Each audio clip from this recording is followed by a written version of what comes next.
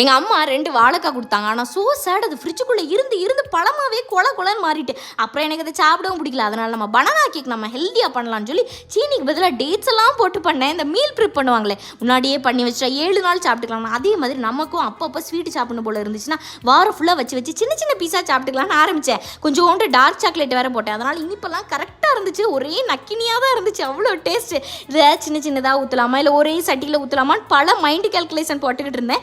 எல்லாம் மிக்ஸ் பண்ண பிறகு தான் யோசிக்கிறேன், ஐயோ முட்டை ஊற்றலையே எப்படி புசுன்னு மேலே தான் தூக்கிட்டு வருமானு எனக்கே டவுட்டாக தான் இருந்துச்சு.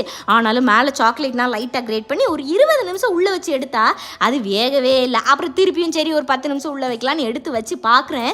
செம்ம சாஃப்ட், 1 இன்ச்சு கூட கீழே ஒட்டவே இல்லை. எனக்கு அவ்வளோ சந்தோஷம். பரவாயில்லையே கேக் சூப்பராக வந்திருக்கேன். ஆனால் சாப்பிட்ட பிறகு தான் பார்க்குறேன் அது உள்ளே வேகவே இல்லை. அதனால் நான் என்ன பண்ணிட்டேன், திருப்பியும் வெட்டி ஒரு 5 நிமிஷம் உள்ளே போனால் அனுப்பிவிட்டேன். ஆனால் சாப்பிட்டு பார்த்தா பெஸ்ட்டு கேக்கு.